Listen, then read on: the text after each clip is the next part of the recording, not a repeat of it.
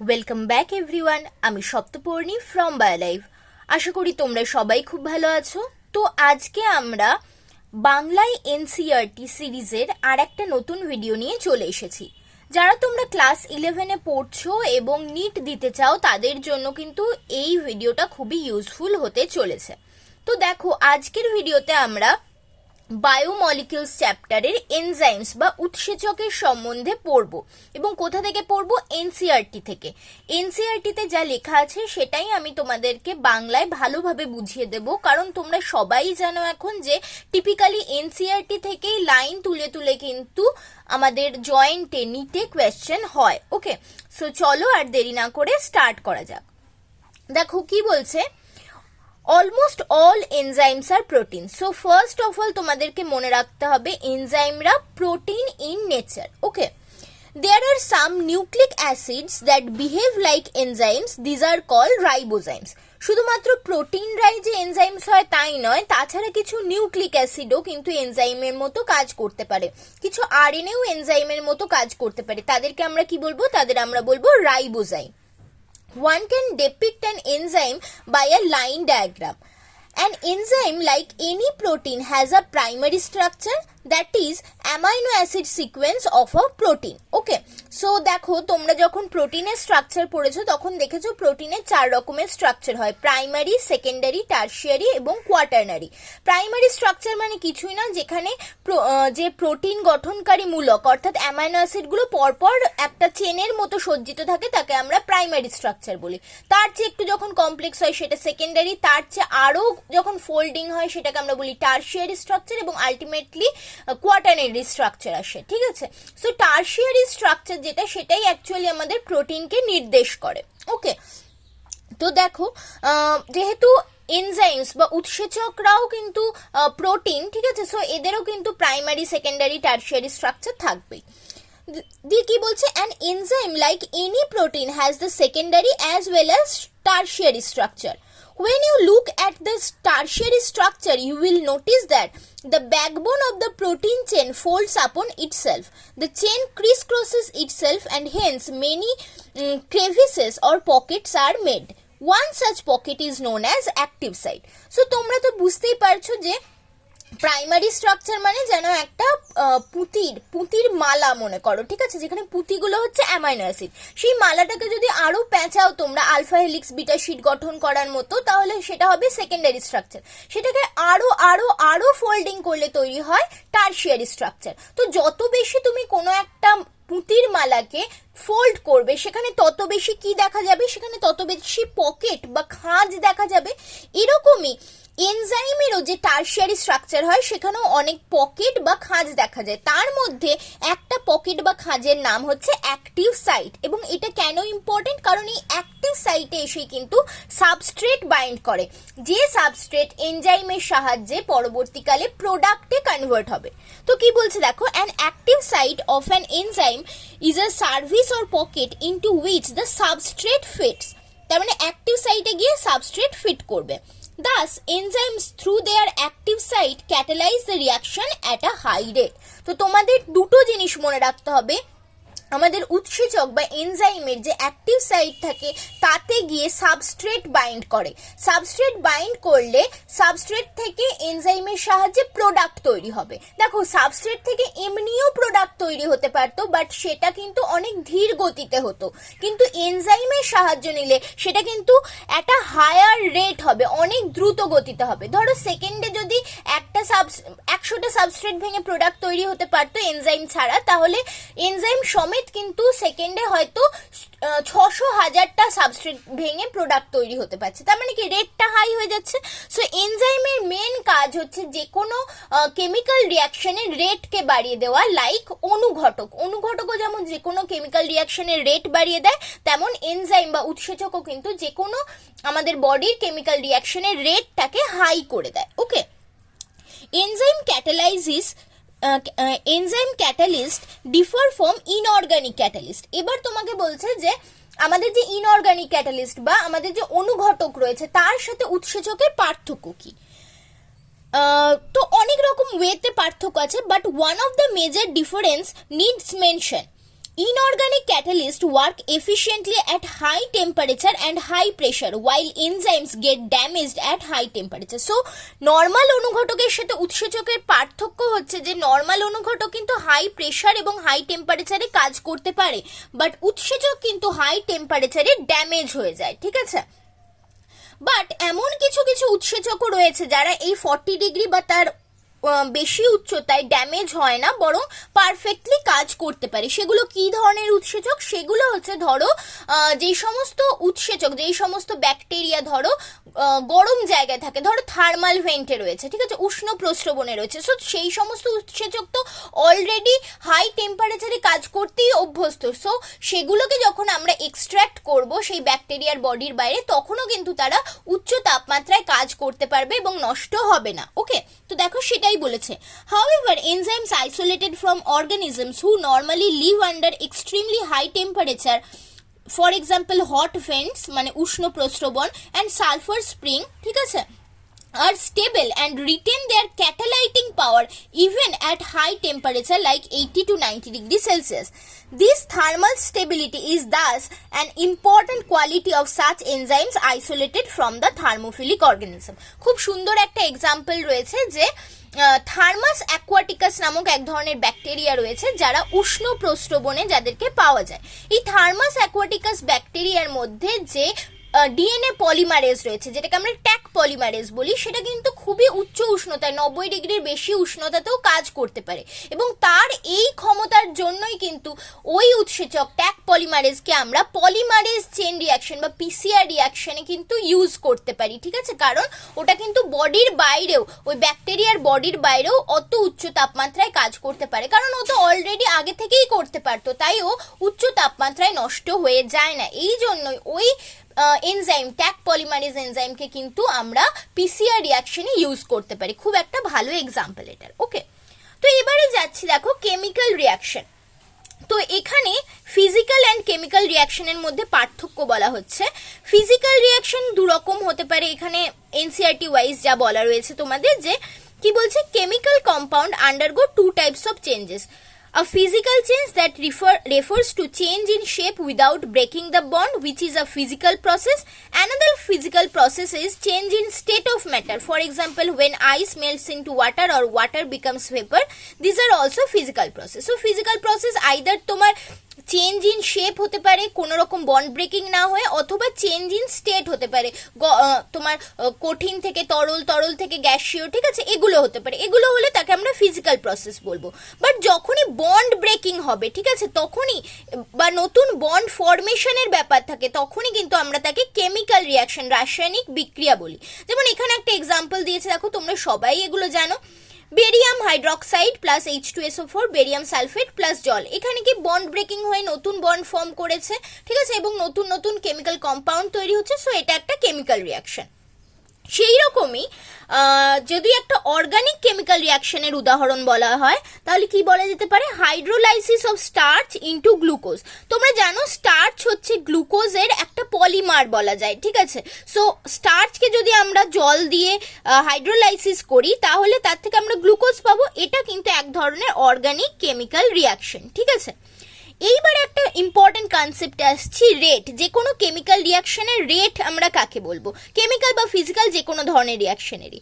এটা হচ্ছে amount of product formed per unit time. দেখো ডেল্টা পি বাই ডেল্টা টি লেখা হয়েছে, রেট মানে ডেল্টা পি বাই ডেল্টা টি, তার মানে ইউনিট টাইম ডেল্টা টি টাইমে কতটা প্রোডাক্ট তৈরি হচ্ছে, সেইটা হচ্ছে সেই রিয়াকশনের রেট। তোমরা তো জানো যে এনজাইমেটিক রিয়াকশন মানে সাবস্ট্রেট অ্যাক্টিভ সাইটে বসবে এনজাইমে, সেটা তারপর প্রোডাক্টে কনভার্ট হবে। তার মানে একদম ক্ষুদ্রতম টাইম ডেল্টা টি টাইমে কতটা প্রোডাক্ট এনজাইম ক্যাটালাইজড রিয়াকশন তৈরি করতে পারছে, সেটাই হচ্ছে ওই রিয়াকশনের রেট, ঠিক আছে।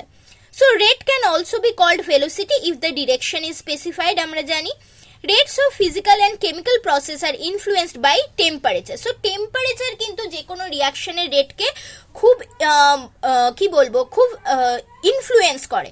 যদি কোনো একটা রিয়াকশনের রেটকে ডাবল করার বা ডিক্রিজ করার দরকার হয় তাহলে টেম্পারেচার বাড়ালে রেট ডাবল হয়, টেম্পারেচার কমালে রেট কিন্তু ডিক্রিজ করতে পারে। সো টেম্পারেচার কিন্তু একটা important factor, rate determining factor. Okay, so দেখো বলা হচ্ছে এভরি 10 ডিগ্রি টেম্পারেচার বাড়ালে কোনো একটা রিয়াকশনের রেট ডাবল হতে পারে, আবার 10 ডিগ্রি টেম্পারেচার কমালে রেট কিন্তু কমে যেতে পারে, ঠিক আছে, হাফ হয়ে যেতে পারে।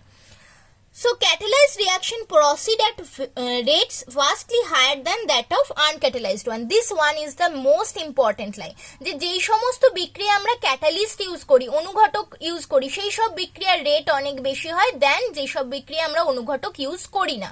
সো আমরা জানি উৎসেচক এক ধরনের অনুঘটক। সো অবভিয়াসলি যেখানে আমরা উৎসেচক বা এনজাইম ইউজ করব রিয়াকশনে, সেই রিয়াকশনের রেট কিন্তু ভাস্টলি হায়ার হবে।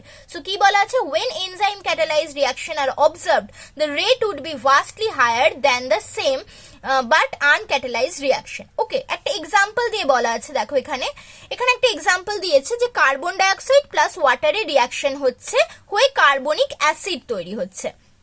তো যদি এই রিয়াকশনে কার্বনিক অ্যানহাইড্রেজ এই এনজাইম বা উৎসেচকটা আমরা ইউজ না করি তাহলে কি হবে, আর ইউজ করলে কি হবে সেটাই বলা হচ্ছে এখানে। দেখো বলছে in the absence of any enzyme in this reaction the reaction rate is very slow with about 200 molecules of H2CO3 being formed in an hour. However, by using the enzyme present within the cytoplasm called carbonic anhydrase, the reaction speed dramatically increases with about 600,000 molecules being formed every second.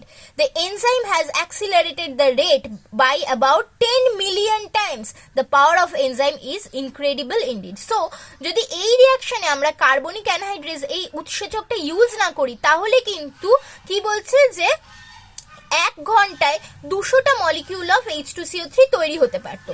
But যেই মুহূর্তে আমরা carbonic anhydrous use করছি রিয়াকশনে তখন দেখা যাচ্ছে যে সেকেন্ডে 600,000 molecule তৈরি করতে পারছে কার্বনিক অ্যাসিড, ঠিক আছে।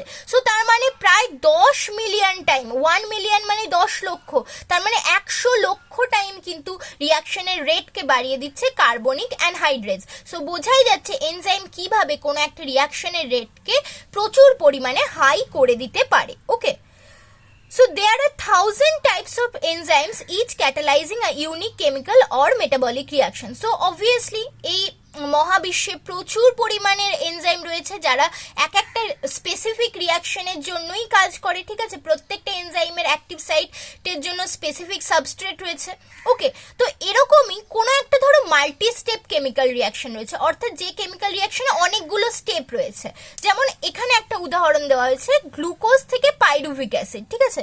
গ্লুকোজ থেকে পাইরুভিক অ্যাসিড তোমরা ছোটবেলায় পড়ে এসেছো, গ্লাইকোলাইসিস পদ্ধতির মাধ্যমে হয়, যাতে প্রায় 10টা মতো স্টেপ রয়েছে এবং প্রত্যেকটা স্টেপে কিন্তু ডিফারেন্ট এনজাইম পারফর্ম করে। তো যখনই যে কোনো মাল্টি স্টেপ রিয়াকশনে একাধিক এনজাইম কাজ করে তখন সেই রিয়াকশনকে একত্রে আমরা মেটাবলিক পাথওয়ে বলে থাকি। এই জন্য গ্লাইকোলাইসিস, ক্রেবস চক্র এগুলো হচ্ছে পাথওয়ে, এগুলো কোনো সিঙ্গেল রিয়াকশন নয়, এগুলোকে আমরা পাথওয়ে বলছি কারণ এগুলোতে মাল্টি স্টেপ কেমিক্যাল রিয়াকশন হচ্ছে এবং প্রত্যেকটা রিয়াকশনে ডিফারেন্ট টাইপস অফ এনজাইমস বা উৎসেচক কাজ করছে। এবং মনে রাখতে হবে ডিফারেন্ট কন্ডিশনে কিন্তু এই যে রিয়াকশন সেটা different metabolic and product produce করতে পারে। ধরো যদি আমরা এরোবিক কন্ডিশনে অক্সিজেনের উপস্থিতিতে এই রিয়াকশনগুলো করাই তাহলে 2 অণু পাইরুভিক অ্যাসিড তৈরি হয়, বাট অ্যানেরোবিক কন্ডিশনে করালে সে জায়গায় পাইরুভিক অ্যাসিডের জায়গায় ল্যাকটিক অ্যাসিড তৈরি হবে। আবার ধরো ইস্টের বডিতে যদি এই রিয়াকশন হয় সেখানে কিন্তু ইথানল প্রডিউস হবে। সো এই একই ধরনের রিয়াকশন বাট ডিফারেন্ট কন্ডিশনে কিন্তু ডিফারেন্ট মেটাবলিক প্রোডাক্ট দিচ্ছে। এই পাইরুভিক অ্যাসিড সেটা তো আলটিমেটলি কি একটা প্রোডাক্ট, মেটাবলিক পাথওয়ের প্রোডাক্ট বলে আমরা মেটাবলিক এন্ড প্রোডাক্ট বলছি। সো ডিফারেন্ট কন্ডিশনে ডিফারেন্ট এন্ড প্রোডাক্ট কিন্তু আমরা এই ধরনের এনজাইমেটিক রিয়াকশন থেকে পেতে পারি। নাও নেক্সট পার্ট হচ্ছে যে how enzymes bring about such high rate in chemical conversion. ঠিক আছে, আমরা তো পড়লাম যে এনজাইম ইউজ করলে রেট হাই হয়ে যায় যে কোনো রিয়াকশনে, বাট কিভাবে রেট হাই হয়? দেখো নর্মালি এনজাইম কি করে, সাবস্ট্রেটকে প্রোডাক্টে কনভার্ট করে, ঠিক আছে। So it convert substrate into a product. কিভাবে হয় দেখো, এখানে আমি একটা ছবি এঁকে দিয়েছি। এটা যদি আমাদের এনজাইম হয়, ঠিক আছে। এবং এই খাঁজটা যদি ওর অ্যাক্টিভ সাইট হয়, এই পকেটটা, আর এটা যদি সাবস্ট্রেট হয়, তাহলে এনজাইম এসে এই সাবস্ট্রেট এসে এই এনজাইমের সাথে বাইন্ড করে, তো এনজাইম সাবস্ট্রেট কমপ্লেক্স তৈরি করে। এই এনজাইম সাবস্ট্রেট কমপ্লেক্স একটা ট্রানজিয়েন্ট কমপ্লেক্স, মানে খুব অল্প সময়ের জন্যই তৈরি হয়, খুব শর্ট টাইমের জন্য তৈরি হয়, এবং এখানেই কিন্তু সাবস্ট্রেটের বন্ড ব্রেকিং বা বন্ড মেকিং হয়, ঠিক আছে। এবং আলটিমেটলি গিয়ে সেখান থেকে এনজাইম প্রোডাক্ট কমপ্লেক্স তৈরি হয়, এবং আলটিমেটলি প্রোডাক্টগুলো কিন্তু দেখো ওই সাবস্ট্রেট থেকে দুটো প্রোডাক্ট হয়েছে যেটা এনজাইম থেকে খুলে বেরিয়ে গেছে, এবং এনজাইম ওর ইনট্যাক্ট স্টেটে রয়েছে। এই রিয়াকশনটা হারকে বা রেটকে বাড়াতে সাহায্য করে এনজাইম। এবার আমরা পড়বো যে কিভাবে এনজাইম সেই কাজটা করে থাকে। দেখো, এই হচ্ছে আমাদের এনজাইম যে রিয়াকশন তার যে গ্রাফটা। তো সবসময় তোমরা মনে রাখবে এই গ্রাফে ওয়াই অ্যাক্সিসে রয়েছে পোটেনশিয়াল এনার্জি, এক্স অ্যাক্সিসে রয়েছে প্রোগ্রেশন অফ রিয়াকশন। দেখো এখানে এই পয়েন্টে রয়েছে সাবস্ট্রেট, এই পয়েন্টে রয়েছে প্রোডাক্ট। তো দুটো জিনিস তোমরা দেখতে পাচ্ছ, সাবস্ট্রেটের এনার্জি লেভেল কিন্তু প্রোডাক্টের এনার্জি লেভেলের চেয়ে অনেক বেশি, এবং সাবস্ট্রেট থেকে প্রোডাক্ট তৈরি হতে গেলে তাদেরকে একটা শর্ট ডিউরেশনের ট্রানজিশন স্টেটের থ্রু দিয়ে যেতে হয়। ওকে, এই যে ট্রানজিশন স্টেটের থ্রু দিয়ে সাবস্ট্রেটকে যেতে হচ্ছে, যেখানে গিয়ে এই উচ্চ এনার্জি লেভেলে ওর বন্ড ব্রেকিং বা বন্ড মেকিং হচ্ছে, এবং আলটিমেটলি গিয়ে প্রোডাক্ট তৈরি হচ্ছে। এই ট্রানজিশন স্টেট এবং সাবস্ট্রেটের যে এনার্জি লেভেল, এই দুটোর এনার্জি লেভেলের পার্থক্যকে বলি আমরা অ্যাক্টিভেশন এনার্জি, ঠিক আছে। তাহলে ট্রানজিশন স্টেটের যে এনার্জি লেভেল এবং সাবস্ট্রেটের নিজের যে এনার্জি লেভেল তার পার্থক্যকে আমরা বলি অ্যাক্টিভেশন এনার্জি। এনজাইম কি করে জানো তো? এনজাইম এই অ্যাক্টিভেশন এনার্জিটাকে কমিয়ে দিতে সাহায্য করে। দেখো, উইদাউট এনজাইম একটা রিয়াকশন করলে কত বেশি অ্যাক্টিভেশন এনার্জি লাগছে, activation energy without enzyme. But যখনই তুমি রিয়াকশনে এনজাইম বা উৎসেচক অ্যাড করছো, অ্যাক্টিভেশন এনার্জি কতটা কমে যাচ্ছে। এটা হচ্ছে এনজাইম ক্যাটালাইজ রিয়াকশনের অ্যাক্টিভেশন এনার্জি, অর্থাৎ ট্রানজিশন স্টেটের এনার্জিটাকে কমিয়ে আনতে সাহায্য করছে অ্যাক্টিভেশন আমাদের এনজাইমস, এবং অ্যাক্টিভেশন এনার্জি লেভেলটাও সাথে সাথে কমে যাচ্ছে, এবং এজন্যই কিন্তু আমাদের রিয়াকশনের রেটটা বেড়ে যাচ্ছে, ঠিক আছে। যখন তোমাকে বেশি এনার্জি দিতে হচ্ছে না, তাহলে তুমি কম টাইমে বেশি প্রোডাক্ট বানাতে পারবে। সেম ভাবেই কিন্তু এখানে এনজাইম সেই কাজটাই করছে, অ্যাক্টিভেশন এনার্জিকে কমিয়ে আমাদের রিয়াকশনের রেট বাড়াচ্ছে এবং আলটিমেটলি প্রোডাক্ট প্রডিউস করছে। সো এটাই হচ্ছে মেন কনসেপ্ট, কিভাবে রেটটাকে এনজাইম বাড়িয়ে দেয় রিয়াকশনে, ঠিক আছে।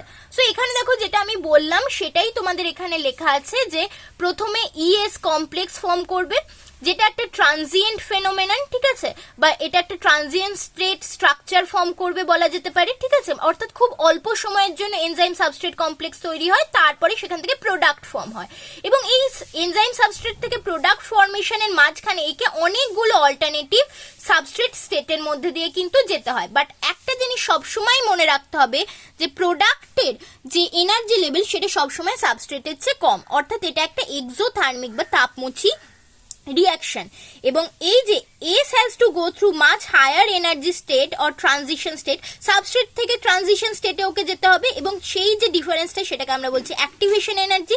এবং এনজাইমের মেন কাজ কি? Enzyme eventually bring down this energy barrier, making the transition of S to P more easier. অর্থাৎ এনজাইম এই অ্যাক্টিভেশন এনার্জিটাকে কমিয়ে আনতে সাহায্য করে এবং সাবস্ট্রেট থেকে প্রোডাক্ট তৈরিটা তাড়াতাড়ি করতে সাহায্য করে।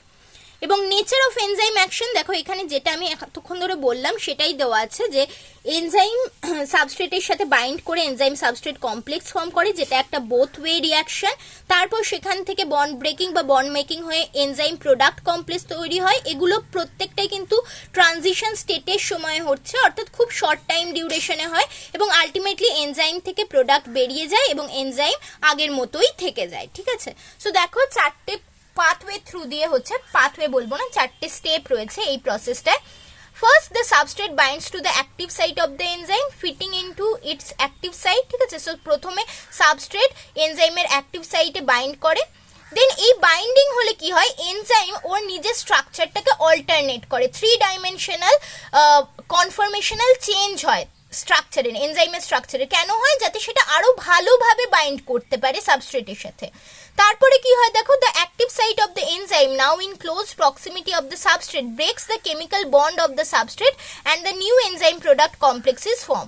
সো এবারে বন্ড ব্রেকিং বা বন্ড মেকিং এর প্রসেস হয় এবং নতুন এনজাইম প্রোডাক্ট কমপ্লেক্স এবার তৈরি হয়, EP complex, and ultimately the enzyme releases the product of the reaction and the free enzyme is ready to bind two another molecule of substrate and run through the catalytic cycle once again. So ultimately এবার enzyme প্রোডাক্টকে release করে দেবে এবং enzyme আবার আগের অবস্থায় ফিরে আসবে এবং নতুন আর একটা সাবস্ট্রেটের জন্য সঙ্গে বাইন্ড করার জন্য নিজেকে রেডি করে রাখবে, ঠিক আছে। সো এই হচ্ছে ওভারঅল এনজাইম কিভাবে সাবস্ট্রেটের সাথে বাইন্ড করে প্রোডাক্ট ফর্ম করে এবং রিয়াকশনের রেটকে কমিয়ে আনতে সাহায্য করে, অ্যাক্টিভেশন এনার্জিটাকে কমিয়ে সেটার পুরো ব্যাপারটা, ঠিক আছে। সো নেক্সট ভিডিওতে আমরা দেখব যে এনজাইমেটিক রিয়াকশনকে কোন কোন ফ্যাক্টর অ্যাফেক্ট করতে পারে সেই পার্টটা, এবং বাকি পার্টটা এনজাইমস কত রকম টাইপের হয় সেই ব্যাপারটা।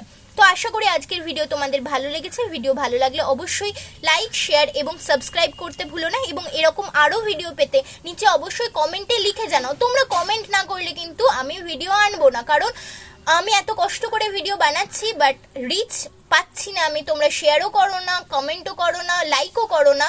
সো কি লাভ বলো বানিয়ে, তাই না? তো তোমরা যদি আমাকে আরও বেশি এনথুজিয়াজম দাও তাহলে আমি আরও ভিডিও তাড়াতাড়ি আনবো। Thanks for watching and happy learning.